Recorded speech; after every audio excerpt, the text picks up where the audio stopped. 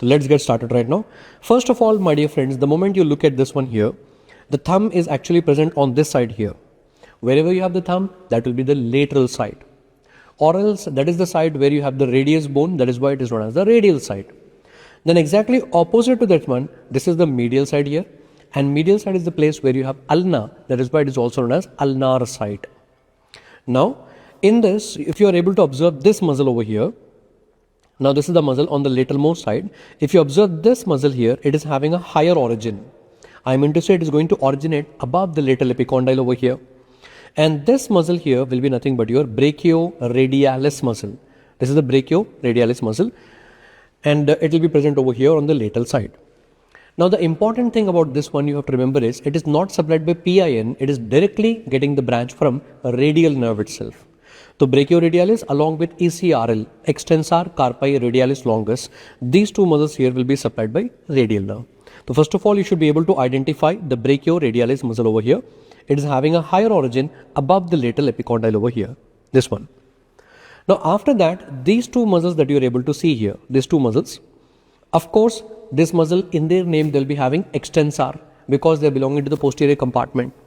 And now, if you follow this muscles over here, follow this muscle here, follow this tendon here, the tendon is actually going and getting inserted. These two tendons are getting inserted onto the base of the metacarpal here.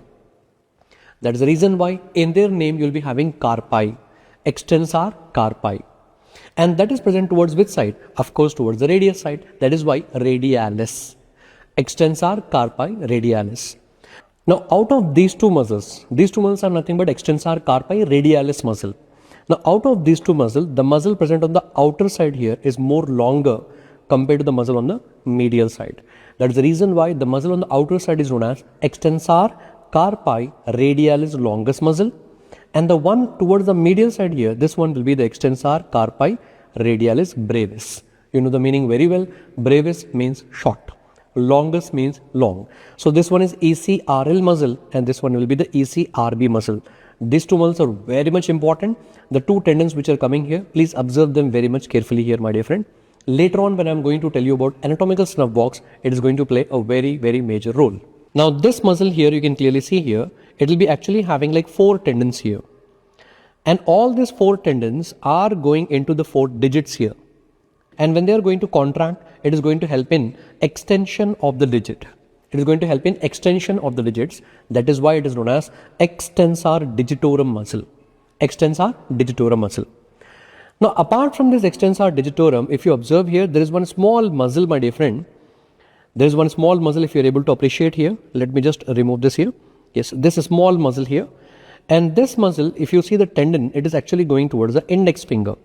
Again, the same thing. It is also present in which compartment? Posterior compartment. That is why extensor.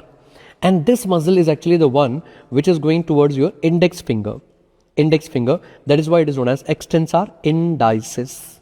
Extensor indicis. To extend the index finger. Now similarly, you also have one small muscle here. This one which is separated apart. And you can see this muscle, the tendon is actually going towards the little finger. And that is the reason why it is known as extensor digiti minimi. Extensor digiti minimi. Now you try to learn these 3 muscles together. First of all, you have one big muscle here which is helping in extending all the 4 digits, extensor digitorum. Then there is a muscle helping in extending the index finger only, extensor indicis. And then the extensor digiti minimi. In this manner, you can easily remember these 3 muscles. Just make the sign like this here. Done. Now once you have identified this, the last and final one towards the medial side over here, of course that one will be extensor again, and this muscle is again going and inserting here onto the metacarpal. That is why carpi, extensor carpi ulnaris muscle. So this muscle over here will be the extensor carpi ulnaris muscle. Perfect. So in this manner we are able to identify all the muscles present in the posterior compartment.